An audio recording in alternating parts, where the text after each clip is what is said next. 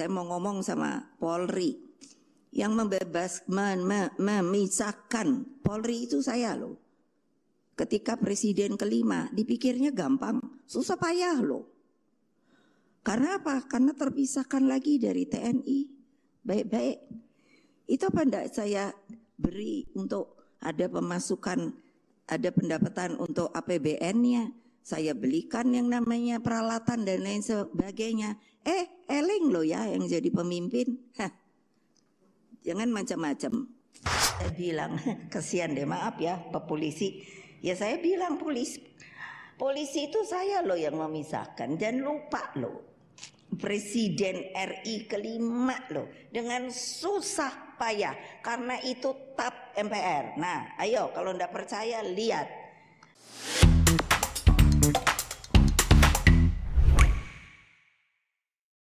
Halo pemirsa Cokro TV, jumpa lagi dengan saya Ahmad Sahal di Seruput.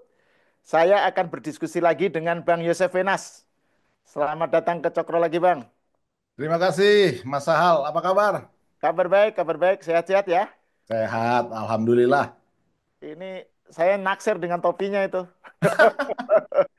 Bang Yosef, ini Ya, kan saya barusan menonton, nah ini bagi pemirsa Cokro TV ya, Bang Yosef itu punya kanal pribadi namanya kanal YouTube Analisis Intelijen. Udah lama nggak tayang, terus kemarin tayang, dan ini yang topik yang ingin saya bicarakan Bang Yosef, tentang eh, di analisis intelijen ya, judulnya itu Megawati dalam Sejarah Pemisahan TNI dan Polri.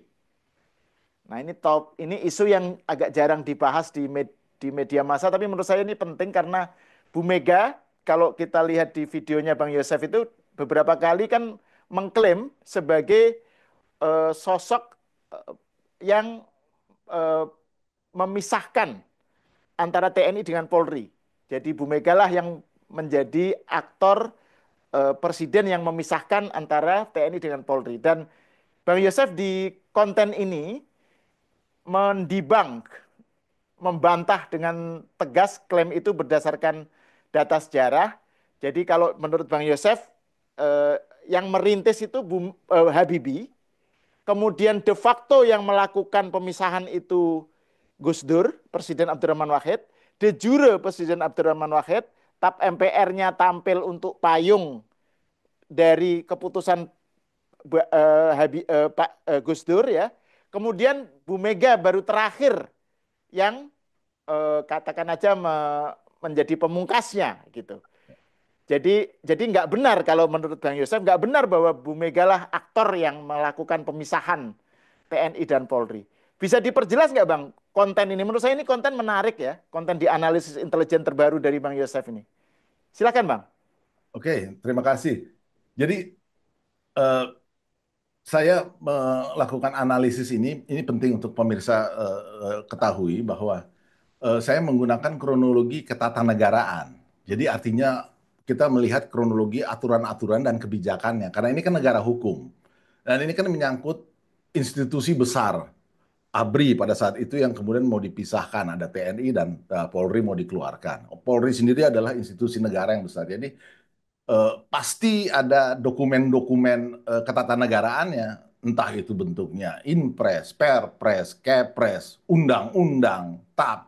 Nah, dokumen-dokumen ini pasti akurat karena kan ada siapa yang mengeluarkan, ada tanggalnya, ada filingnya.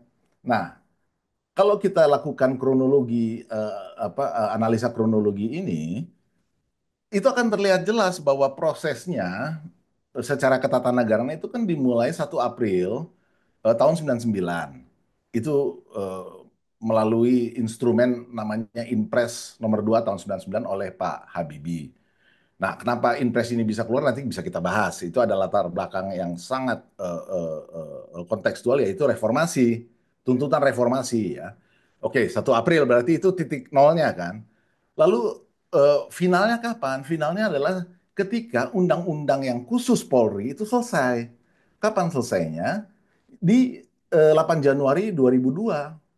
Itu ditandatangani oleh Ibu Mega. Nah, jadi timelinenya itu ya, 1 April 99 sampai 8 Januari 2002. Itu total 2 tahun 9 bulan. Nah, sekarang mari kita lihat. Ibu Mega itu menggantikan Gus Dur yang di-impeach, itu kan 23 Juli 2001. Lah, berarti kan titik nolnya Ibu Mega itu kan di 23 Juli sebagai presiden kan? Karena beliau mengklaimnya sebagai presiden. Nah, kalau sebagai wapres kan wapres nggak punya kebijakan, nggak punya basis, nggak ada SK wapres lah, nggak ada. Wapres itu kan ban serep. Jadi memang harus presiden. Lah, 23 Juli menggantikan Gus Dur sampai 8 Januari 2002, itu berapa lama? 5,5 bulan kan? Taruhlah 6 bulan. Apa mungkin proses ini dari titik nolnya Ibu Mega keseluruhan hanya 6 bulan selesai? Kan jelas tidak. Ini saja kronologis ini saja sudah membantah dengan telak gitu loh. Karena memang faktanya tidak begitu. Ya faktanya memang 1 April 99 itu dimulai proses ketatanegaranya melalui Impres 299 oleh Pak Habibie itu.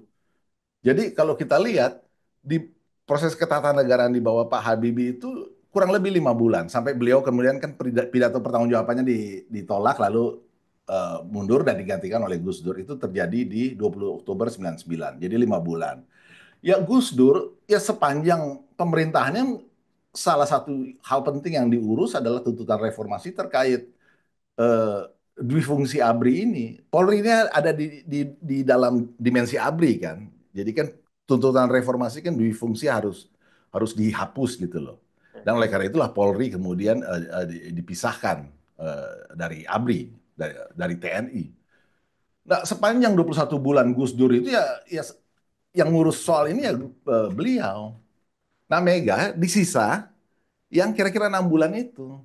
Nah, apa yang terjadi dalam 6 bulan di sisa proses ini dalam pemerintahan Mega itu hanya menunggu proses yang sudah berjalan di DPR pada saat itu ya, sudah jalan di balik pembuatan undang-undang ini. Jadi siapapun yang jadi presiden yang nggak bisa lain karena ini prosesnya kan di legislatif, ya nunggu aja. Nah, nunggu selesai, ternyata selesai tanggal 8 Januari ya ditandatangani. Itu saja. Jadi dua hal yang dilakukan Ibu Mega dalam konteks pemisahan TNI Polri adalah menunggu proses di DPR selesai, kemudian menandatangani undang-undang terkait. Itu saja. Hmm. Selebihnya, ke belakangnya itu kan kita bicara tentang peran Pak Habibie dan peran Gus Dur. Itu garis besarnya itu yang nggak bisa dibantah oleh siapapun karena timelinenya adalah fakta sejarah kan. Ya, Itu. ya. Nah itu yang kan Bang Yosef di konten itu menyebutkan bahwa Gus Dur secara de facto yang justru malah mengeksekusi pemisahan TNI dan Polri. Ya, Kemudian secara de jure Gus Dur juga lah yang melakukan pengesahan terhadap ya, pemisahan yang sudah terjadi secara de facto itu antara TNI dan Polri. ya, Kemudian baru TAP MPR-nya ya. sebagai payung baru kemudian terbit gitu ya. Dan itu pun masih pada masa Gus Gus Dur Dur. gitu ya. Ya. Itu bisa diperjelas lagi nggak, Bang? Oke, saya agak kembali ke kronologis dulu ya. Jadi Ya, tuntutan ya, reformasi kita sudah tahu ada 6 kan. ya. Kita kembali ke situasi 98. Nah, reformasi itu kan bergerak dari jalanan ke parlemen kan. Oke. Ya, ketika Pak Harto selesai, ya salah satu tuntutan yang utama kan Pak Harto, adili Soeharto dan kroni-kroni yang artinya Pak Harto harus mundur. Lah, di 98 itu juga terjadi sidang istimewa kan di bulan Oktober. Hmm. Nah, di sidang itulah apa yang menjadi tuntutan reformasi dijadikan TAP. Tadi kita bahas kan pindah dari jalanan ke parlemen. Nah, TAP-TAP ini kemudian salah satunya adalah soal reformasi itu sendiri, tuntutan reformasi yang kemudian dalam konteks dui fungsi ABRI yang harus dihapuskan oleh Pak Habibie ditindaklanjuti melalui Impres 299 itu tentang pemisahan langkah-langkah awal pemisahan Polri dari TNI. Itu dulu, itu kunci pembukanya dari sudut ketatanegaraan. Nah, apa prestasi Pak Habibie sampai sampai Oktober? Yang jelas Pak Habibie berhasil memisahkan Polri, dikeluarkan dulu dari ABRI, dititipkan ke Dephankam pada saat Hmm. itu. Ya, itu terjadi serah terima di Agustus 99 di Cilangkap. Nah, kemudian Oktober beliau pidato pertanggungjawabannya ditolak. Pada sesi yang sama, sidang istimewa lagi nih 99. Jadi kita punya 2 sidang istimewa, 98 Oktober, 99 Oktober juga. Nah, kemudian Gus Dur terpilih dan Megawati terpilih sebagai presiden kan di sidang istimewa 99. Sebagai Nah, wapres. eh, eh, Gus Dur presiden, Megawati sebagai wapres. Ya. Nah, upaya ini diteruskan. Jadi Pak Habibie berhasil mengeluarkan, menitipkan dulu. Nah, Gus Dur cukup ngebut tuh. Nah, saya perlu mengingatkan bahwa ini kan situasi transisi ya. Di reformasi itu kan banyak hal yang belum diatur, ada yang sudah diatur, ada yang harus direvisi. Nah, Gus Dur melakukan eh, secara de facto kan beliau menunjuk Pak Profesor Dr. Juwono Sudarsono sebagai Menhan kan. Ya. Nah, kalau ini dibiarkan itu artinya kan Polri akan berada di bawah Menteri Pertahanan. Ini kan nggak bisa, amanat undang-undang kan memang panglima tertinggi angkatan yang bersenjata, artinya angkatan yang diberikan amanat untuk menggunakan senjata itu kan adalah presiden. Nah, jadi kemudian di akhir tahun itu, Desember, Gus Dur menunjuk Kapolri baru dengan SK yang sebetulnya menunjukkan kewenangan presiden untuk mengangkat Kapolri. Jadi mengeksekusi dulu secara secara de facto gitu loh. eh, Pak Rusmahadi diganti Pak siapa namanya saya lupa tuh ada nanti cek Ya. di kanal saya ya. Nah, melalui pengangkatan ini de facto akhirnya Polri berdiri langsung di bawah presiden. Kemudian secara de jure ini berarti udah bicara tahun 2000 kan, udah peralihan. Itu terjadi di Januari. Di tahun 2000 itu di bulan Juli melalui Kepres 82 Gus Dur menetapkan bahwa Polri di bawah presiden. Jadi itu itu jasa Gus Dur soal Polri di bawah presiden. Nah, baru kemudian itu kan 2000, 2001 jadi ini proses paralel gitu loh ya untuk mengabsorb tuntutan reformasi ini. MPR waktu itu di bawah Pak Amin Rais akhirnya bersepakat dan mengeluarkan TAP itu di bulan Agustus 2001 masih era Gus Dur.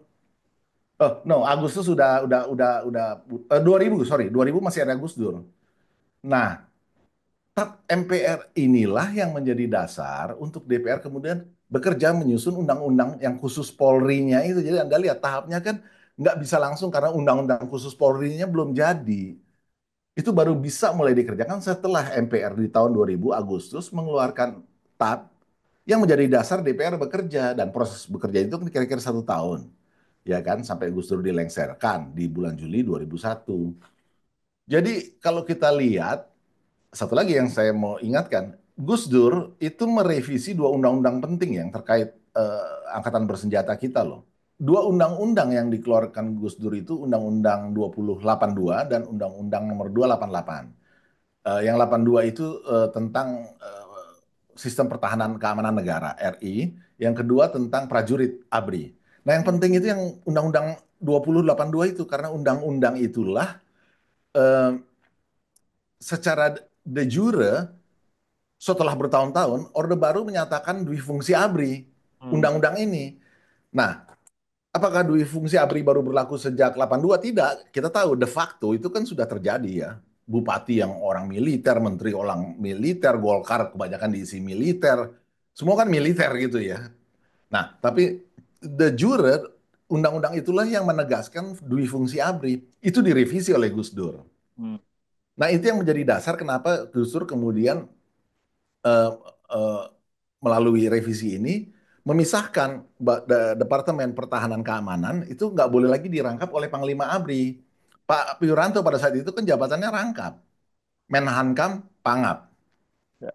Ya, itu saya kira langkah yang paling penting yang dilakukan oleh Gus Dur terkait dengan reformasi ABRI pada saat itu.